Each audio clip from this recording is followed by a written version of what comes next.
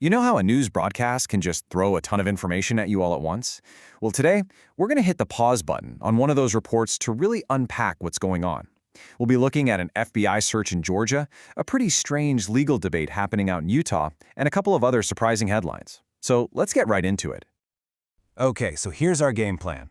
We're going to start with the FBI's activity down in Georgia and how it ties into the 2020 election.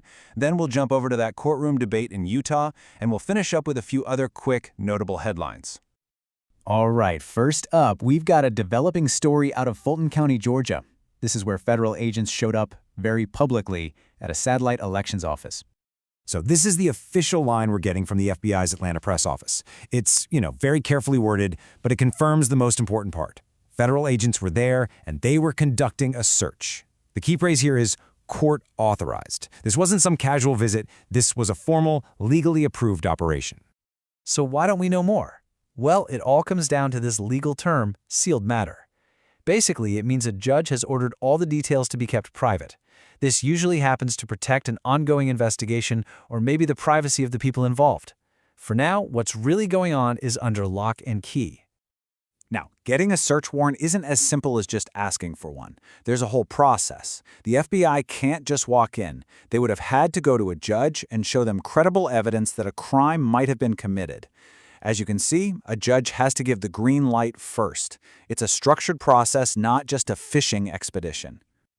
So what's this investigation all about? Well, according to the report we're breaking down, it's focused on things like documents and devices connected to the 2020 election. But, and this is really important, you have to understand how this case is different from another big one you've probably heard about from the same county. And this is where it's crucial to separate things out. On the right, you've got that previous state-level case from DA Fani Willis against Donald Trump, which you might remember ended up getting dismissed. But on the left, that's what's happening now. A totally new, totally separate, and, this is key, federal investigation. And unlike the other case, this one is sealed, so the details are super limited. All right, let's switch gears completely. For our second big story, we're heading to a courtroom in Utah. There's a pretrial hearing in a murder case that has sparked a really weird debate. It's not about guilt or innocence. It's about a single piece of evidence, a video. Yeah, it sounds totally backward, right? The defense team is actually trying to stop the judge from seeing a video of the alleged murder. So the big question is, why? I mean, what possible legal argument could they have for trying to hide it during a hearing?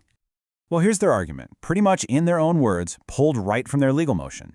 They're saying that for this specific hearing, which is just about whether the prosecutor has a conflict of interest, seeing the graphic details of the murder itself is totally unnecessary to make a legal decision.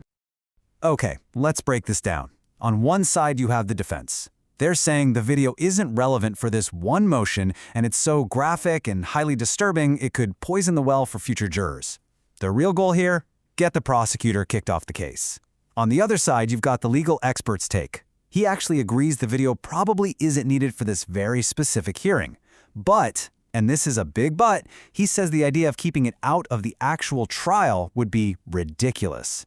And he also thinks the reason for removing the prosecutor, because his daughter goes to the same university, is a pretty weak argument.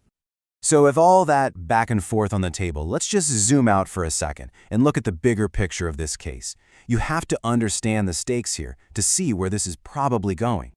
And believe me, this isn't just a minor thing. The defendant is facing a whole laundry list of incredibly serious charges. I mean, look at this. With stakes this high, it kind of makes sense that the defense is fighting tooth and nail over every single detail, even this early in the game. So, what's the bottom line? Well, according to the expert analysis in the report, the prediction is pretty clear. The judge is very likely going to rule against the defense's motion and just let the prosecutor stay on the case. The whole conflict of interest claim just doesn't seem strong enough. Okay, so we've done our deep dives into the justice system. The broadcast also touched on a few other headlines really quickly, so let's do a little rapid roundup of what else was in the news. First up, get this number, 42. In Los Angeles, there are 42 hospices in just a 4-block area.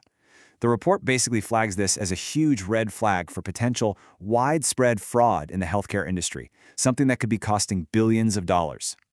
Then the conversation shifted over to politics and culture. This quote was used to show a particular point of view on celebrity endorsements.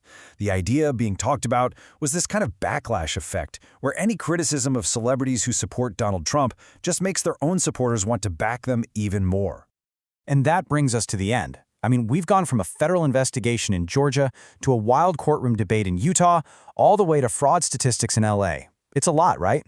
We've seen how just one broadcast can give us all these different pieces of a much, much bigger puzzle. And that kind of leaves us with one last question to think about.